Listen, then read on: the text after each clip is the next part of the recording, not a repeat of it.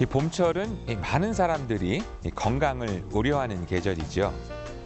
이유 없이 몸이 나른하고 피곤해지는 춘곤증을 비롯해 미세먼지, 그리고 이 4월이 되면 황사까지 더해져 호흡기 질환에 시달리는 분들이 늘어나는데요. 이 춘곤증은 과연 가볍게 여겨도 되는 현상인지, 또한 이 호흡기 질환에 있어선 어떠한 대비를 해야 하는지 함께 알아보겠습니다. 꽃피는 춘3월, 새 생명들의 봄맞이가 분주한 요즘, 사람들의 몸과 마음에도 봄의 설렘이 시작됐습니다. 그러나 봄 소식과 함께 우리를 찾아온 불청객이 있었으니 해마다 이 시기가 되면 특별한 질환이 없음에도 몸이 나른해지고 피로를 느끼는 사람들이 늘어나고 있습니다. 그 원인은 바로 춘곤증. 봄철에 흔하게 나타나는 춘곤증은 국민의 3분의 1 정도가 경험해봤을 정도로 흔한 증상이지만 정도가 심할 경우엔 일상생활에 지장을 주기도 하는데요. 시민들은 과연 어떤 경험들을 가지고 있을까요? 정거장 지나칠 때 있죠. 다른 엉뚱한 데서 내려서 다시 되돌아간 적도 있고. 가다가 춘곤증이 졸음이 깜빡 오면은 앞차를 받을 뻔한 거지. 꽝 해가지고. 공부하거나 아니면 식사하고 난 후에 햇살 막 따뜻하고 이럴 때 낮에 점심 먹고 애기 안고 있다가 깜빡깜빡 졸다가 애기를 떨어뜨릴 뻔한 경험도 있고요. 많은 사람들이 알고 있고 경험해본 춘곤증. 그렇다면 대체 춘곤증이 나타나는 이유는 뭘까요? 춘곤증은 이제 겨울에서 이제 봄으로 이제 계절 변화가 나타나면서 이제 저희 몸의 이제 신진대사가 활발해지게 됩니다. 근데 이런 경우에 몸이 그 활발해진 신진대사를 따라가지 못하는 경우에 피로감이랄지 주간의 졸리움 같은 게 발생하는 게 춘곤증입니다. 춘곤증은 새로운 계절로 인해 호르몬 중추신경에서 나타나는 일시적인 환경 부적응증, 즉 피로감이라고 볼 수 있는데요. 이러한 증상은 보통 1에서 3주가 되면 자연스럽게 없어지고요. 의학계에서 공인된 병명이 아니기 때문에 질병으로 분류하고 있진 않다고 합니다.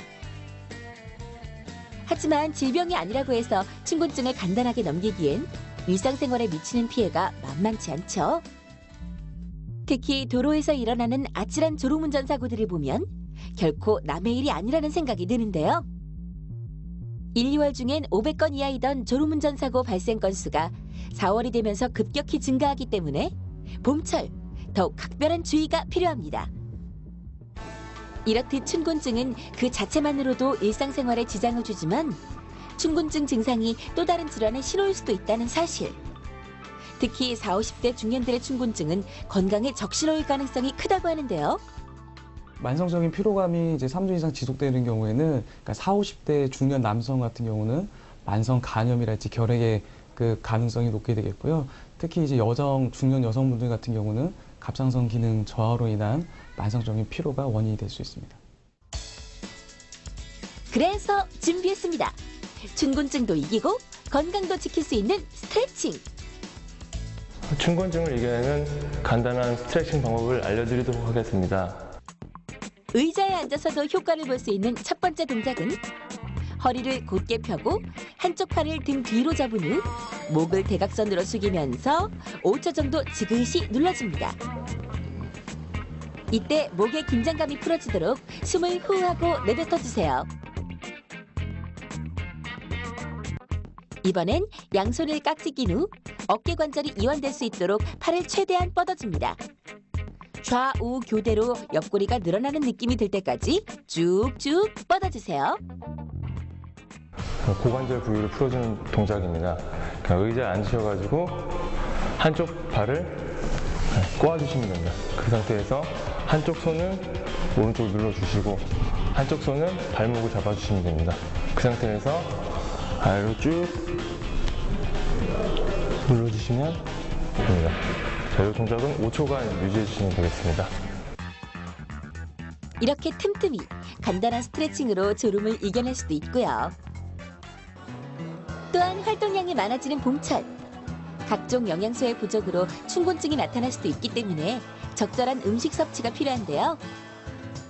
냉이, 취나물, 쑥 등의 봄나물은 비타민과 무기질이 풍부해 피로감을 덜어주고 신진대사를 촉진시키며 뇌를 깨워주는 에너지 충전 과일 바나나와 비타민C가 풍부해 피로회복에 좋은 딸기는 춘곤증을 예방하는 데 도움이 될 수 있습니다.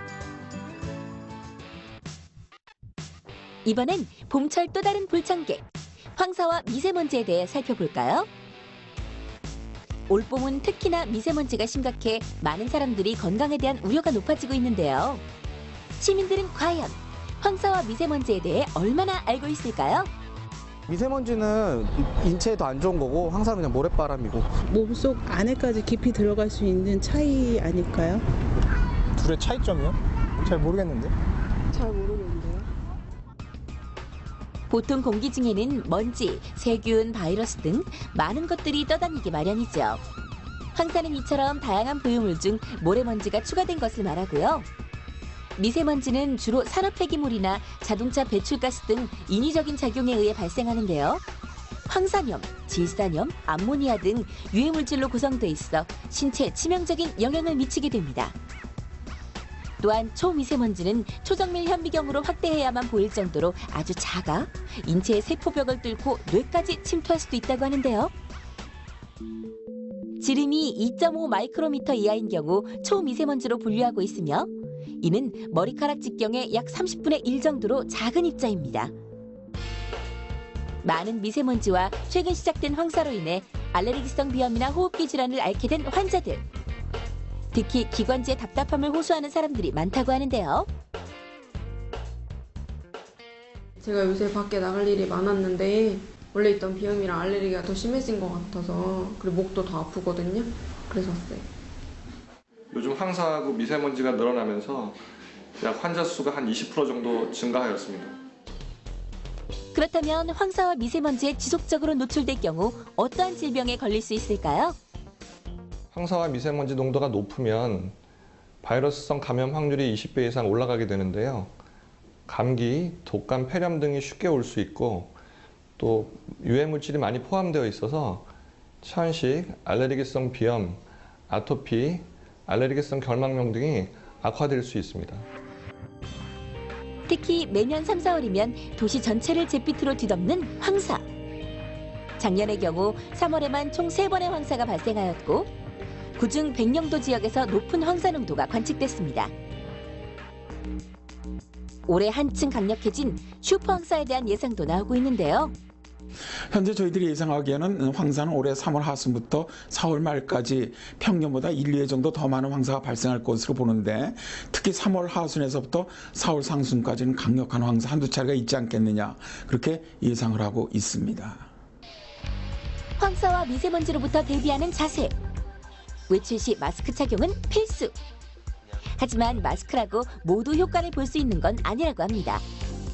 자세히 보면 황사, 미세먼지 방지 마스크라고 표기된 종류들이 있는데요. 과연 일반 마스크와 황사 방지 마스크의 성능엔 차이점이 있을까요?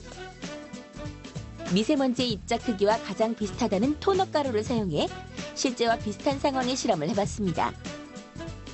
투명한 아크릴 상자 안에 토너 가루를 뿌린 후 선풍기로 바람을 일으키자 얼마 안가 상자 안이 온통 시커멓게 변한 것을 확인할 수 있는데요. 이제 우리가 숨쉬는 것과 같은 상황을 만들어 보겠습니다. 일반 마스크와 황사 방지 마스크를 아크릴 구멍에 대고 진공 청소기로 상자 안의 공기를 빨아들일 텐데요. 과연 두 마스크는 새까만 토너 가루를 걸러낼 수 있을까요? 충격적인 그 결과는? 먼저 일반 마스크는 얼굴에 닿는 면과 바깥면 모두 새까맣게 변했고요. 반면 황사 방지 마스크는 바깥면만 더러워졌을 뿐 안쪽 면은 꽤 깨끗해 보이는데요. 확연히 드러나는 두 마스크의 성능 차이. 마스크의 내부를 확인해 보겠습니다. 겹겹마다 시커멓게 토너가 번져 있는 일반 마스크. 입자가 작은 미세먼지를 차단하기엔 역부족인 것 같죠? 황사 방지 마스크는 호흡 부분으로 갈수록 토너 가루가 눈에 띄게 차단되고 있는 걸 확인할 수 있는데요. 일반 마스크는 천으로 되어 있어 미세먼지를 막아줄 수 없는 반면에 황사 마스크는 3중 구조로 되어 있고 미세먼지를 잘 막아줄 수 있는 고밀도 필터가 들어있어 황사 시에는 황사 마스크를 쓰는 것이 중요하겠습니다. 아름다운 봄의 계절을 시기하듯 우리를 괴롭히는 불청객. 더 큰 피해로부터 대비하기 위해 현명한 생활 습관은 필수. 외출 시 마스크 착용 잊지 마세요. 이 저더위 매년 봄이 오면 이 춘곤증으로 인해 일상생활에 지장을 받기도 하는데요. 이 혹시 춘곤증과 비슷한 증상의 또 다른 질환은 아닌지 유심히 살펴봐야겠다는 생각을 했습니다. 그리고 이 황사와 미세먼지로부터의 피해를 줄이기 위해서는 역시 예방이 최선이겠죠. 외출 시 이 마스크 착용과 청결을 유지하는 데 좀 더 신경을 써야 할 것 같습니다.